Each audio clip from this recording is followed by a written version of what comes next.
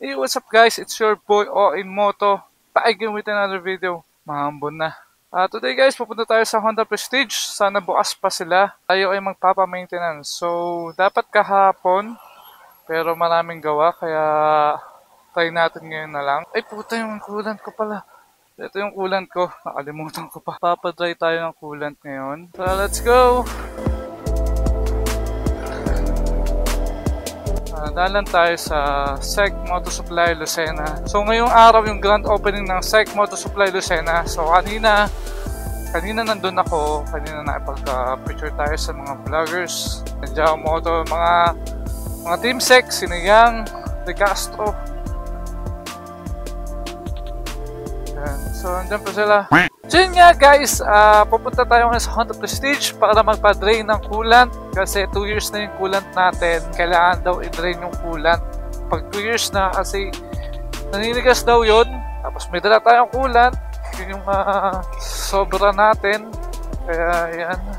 Sana bukas yung Honda Prestige. Kahapon kasi ang daming tao eh. Dami nagpapagawa kaya hindi na ako nakapag-intay. Kaya sabi ko bukas na lang. May iba pa tayo ipapagawa sa Honda Prestige. Yun ay kung may time pa. Yun yung ating throttle body. Papapalitan ko lang talaga dapat yung throttle filter. Kaya lang set daw yun na pagka papalitan yung filter, kailangan lilinisin na din yung throttle body. Parang yun daw yung nasa SOP nila.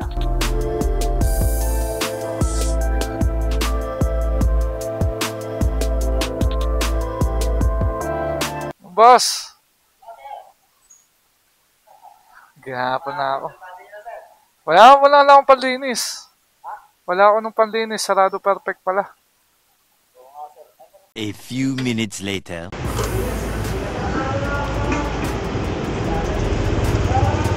So yun guys, bibili muna tayo ng fuel filter tsaka yung O-ring at throttle body cleaner.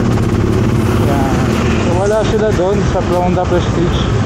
Busa sila ng stock. Kaya bibili tayo sa labas. So yung motor ko nandun na. Nakasalang na. Sinirain na yung coolant. At ito, hiniram ko muna yung motor ni Kuya, ni Kuya Aris.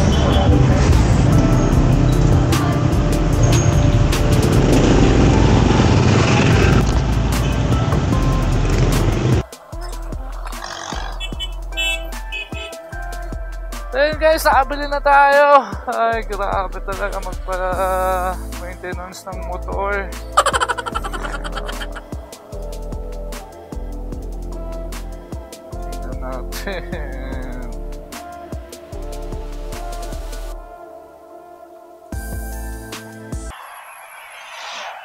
Sige, tama ba to?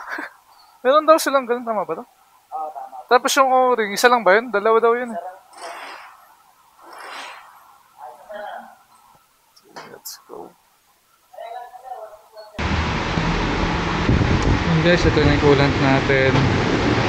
So ayan na, nag-drain na tayo ng coolant.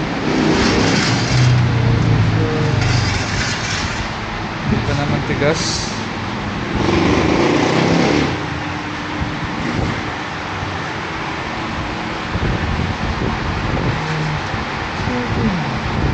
A few inches later. May ating fuel filter, nakita natin dito ang daan. Sa ilalim ba? Oo sir, paghugot nito. Okay. Yun, kulay itim. Kulay itim na din talaga. Ayun sir. Ang itim na. Grabe. Sobrang itim. Kahit alaga sa sa kapos. Yan naman kasi sir, 11,000 or 1 year. Mahali na mga 11,000 watt. Opo. Kailangan linis yan. Kailangan linis na. Kasi pag inabot ay ito, nahihirapan kasi sir yung pump natin. So pag nasira yung pump, medyo mahal. Kailangan mahal. At ayan, kinakalas na ni Kuya Aris yung throttle body natin. First time ko lang itong makitang kalasin kasi ngayon lang ako nagpa-throttle body cleaning.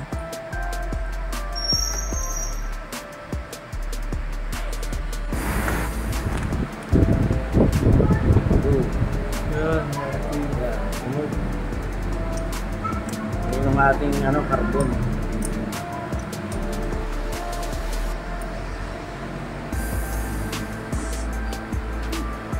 throttle body. So dito naman, dinidisassemble na ni Kuya Aris yung throttle body natin para malinis to na maayos.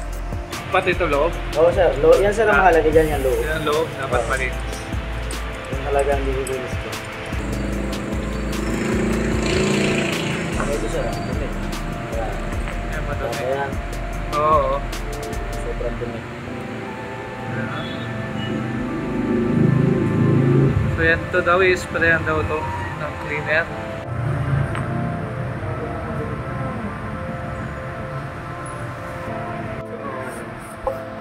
Kaya kung mapapansin mo yan, ganyan kadumi. Ang dumi, grabe.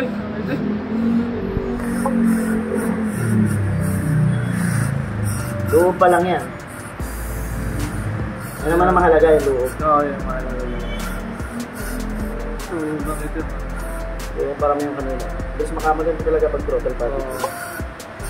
Pagdagal eh. Kaya madilinis may ibig. Dito pa lang ito, madumi rin ito. Maliit lang siya pero ang dumi. Oo,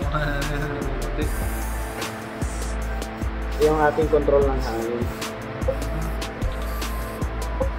Idle sticks po. So tayo sa Honda, wala tayong tinatawag na FI cleaning. Hindi ito sinasalang sa machine kasi disposable. Yan, disposable. Hindi siya gaya ng Yamaha na nilalagay sa FI cleaning machine. Walang FI cleaning sound Wala sir. Pagka natira, Palit. Palit. Disposable talaga siya. Palit. FI ng Honda. Pero kung mamimaintain mo naman yung ganitong matagal bago masira ang FI sir.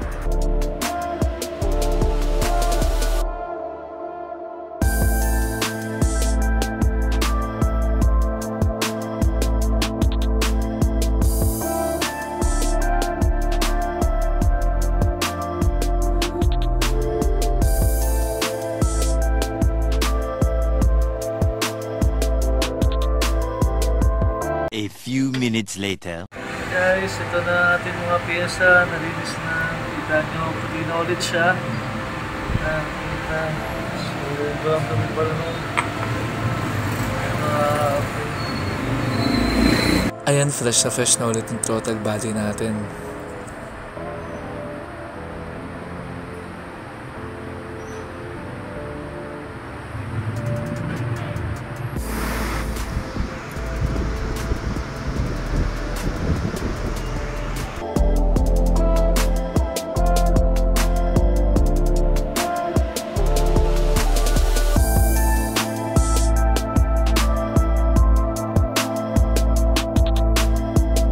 So pagtapos kabit yung throttle body, ito naman, papalitan na natin yung fuel filter at saka yung o-ring natin.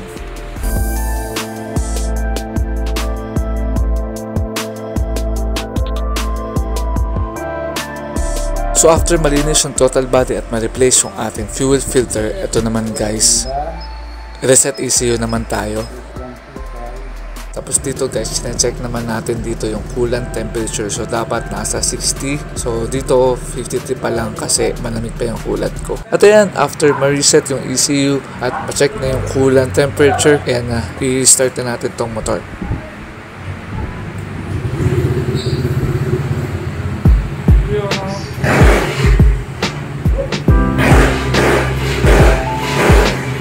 Guys, okay na tayo. Tapos na tayo magpa total body cleaning.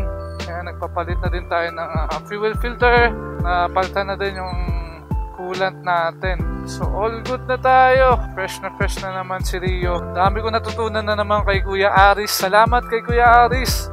Shout out sa pagbigay sa akin ng mga knowledge, mga kaalaman para maingatan tong motor ko. So yung throttle body cleaning guys, kailangan siya every 11,000 kilometers. So yun ang sabi nila. O kaya 1 year. So mahalin doon Kasi nga naman, napakadumi nga naman nung na pumapasok dun sa throttle. Parang carbon daw yun Sobrang dumi. 2 years na to. 2 years na to bago ko napa-throttle body cleaning. Kasi hindi naman kasi ako nakasabihan, gano'n. Kung di ko pa tatanong, hindi ko malalaman. Traffic, Sunday nga pala ngayon. Ba't ako dito dumaan?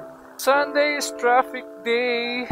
So far, ganda naman ng pag-throttle ko. Parang wala na siyang delay. So yun guys, sinama ko lang kayo sa pag-maintenance ng motor ko. Kung may natutunan kayo, please like and subscribe. Okay, Signing off. See you guys on my next video. Peace.